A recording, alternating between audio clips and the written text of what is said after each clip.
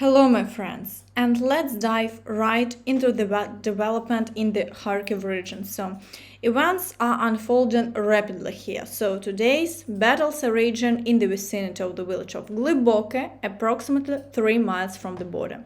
So, Ukrainian forces reported yesterday evening that they were forced to retreat, with the Russians pushing aggressively.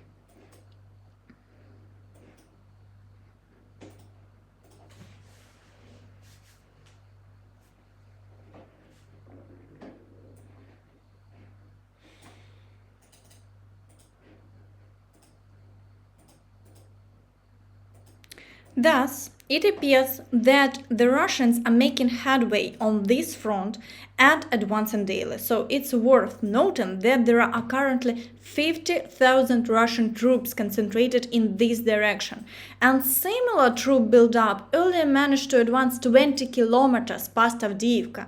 So that's the same distance to Kharkiv. And the General Staff officially declares that battles are underway in 7 settlements and the entire border area is under heavily shelling.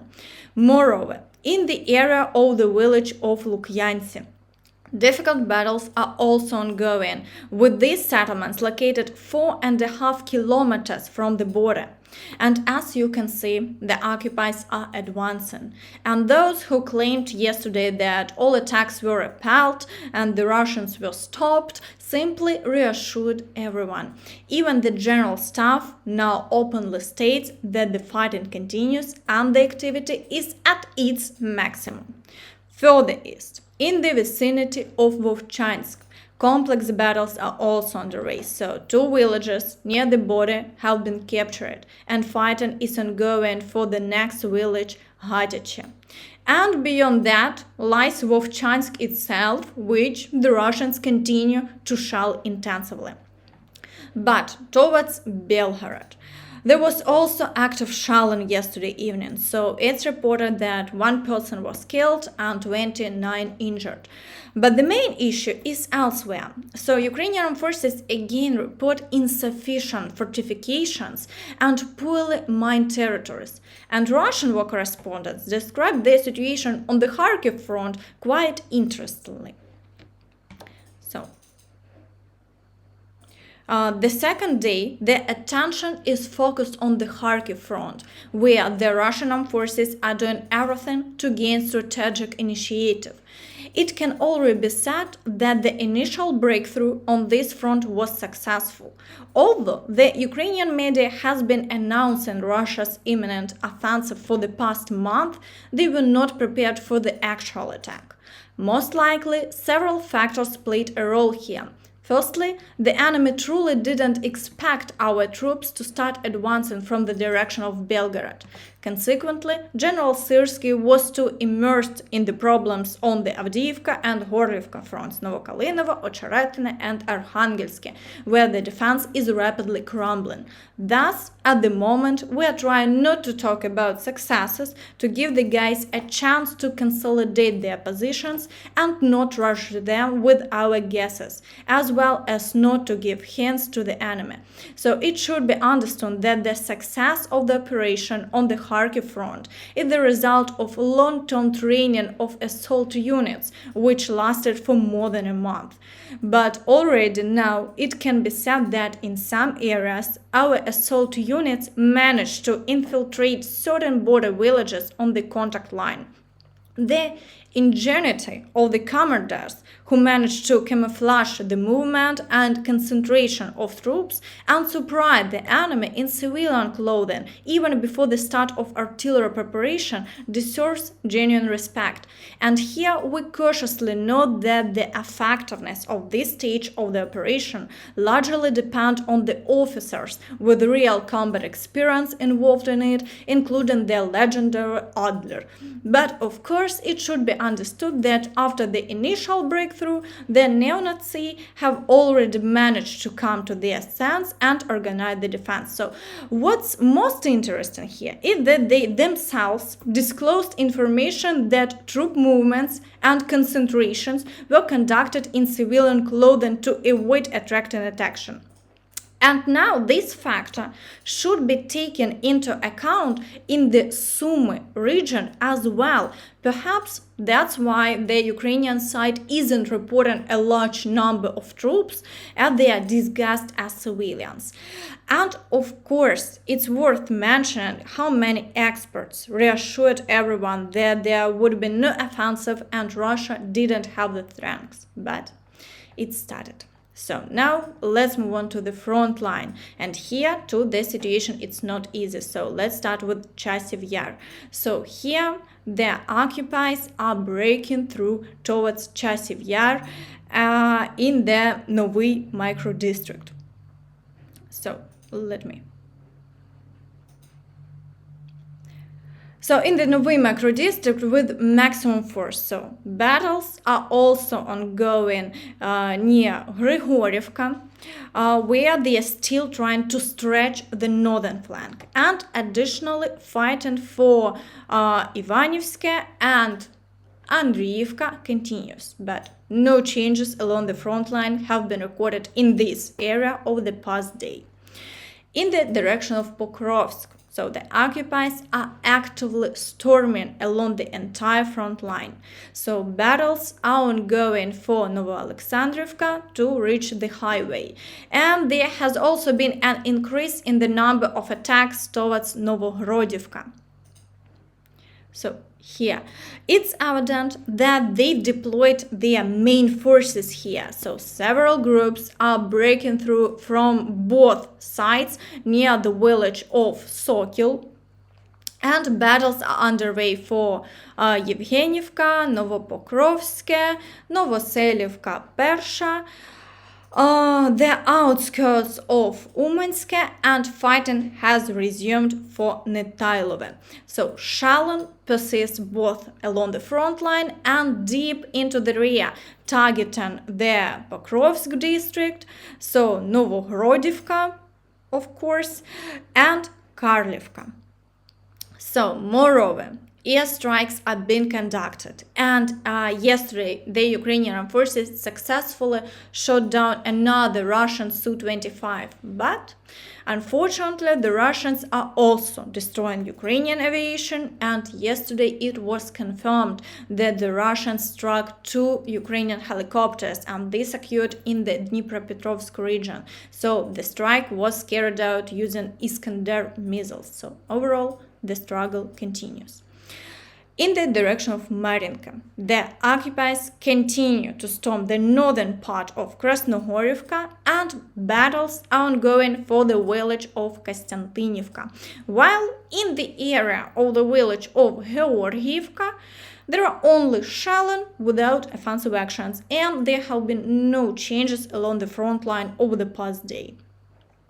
In the direction of Vuhledar, battles have resumed in the area of the village of Vadiane, but the occupiers, as before, cannot cross the highway, and the Ukrainian forces repel all their assaults. So battles also continue for Staromayorsk and Urozhaine, but the front line remains unchanged here. in the Zaporizhia direction. So the occupiers continue their attempts to push the Ukrainian forces out of Robotyne. So they launch several attacks every day, but they haven't achieved any success, and the front line remains unchanged. In the direction of Kherson, attacks on the village of Marinka on the left bank are being reported again, and moreover, shelling of the right bank continues. However, the Ukrainian forces successfully repel all attacks, and the situation remains unchanged. In the Siversk direction, so there is once again maximum activation. So the occupiers are storming Bilohorivka, Verkhnyokamensky, Vyimka, and Rozdolivka.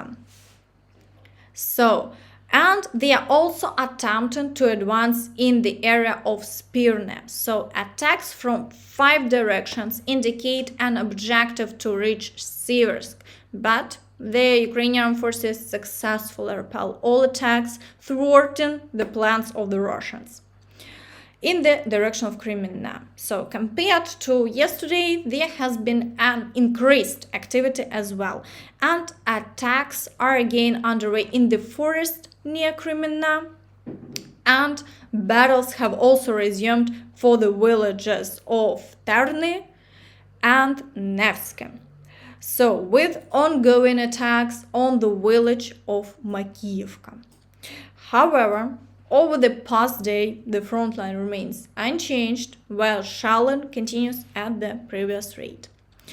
In the area of Svatove, apart from attacks on Stelmachivka, so the occupiers have started fighting for Novoyegorivka. So, additionally, there has been an increase in the number of shelling incidents, and we're still waiting to see the outcome of the new attacks.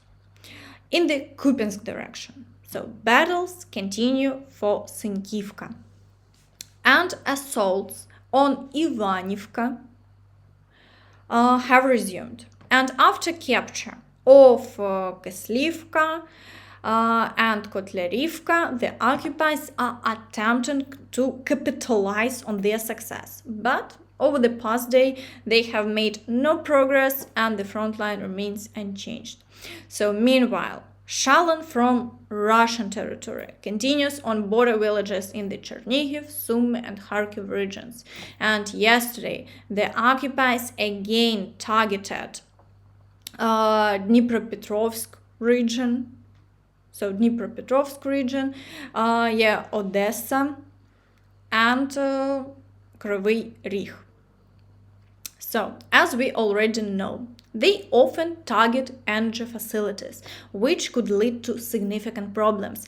And to restore power plants, it may be necessary to raise electricity tariffs for Ukrainians. So today, these issues is actively being discussed.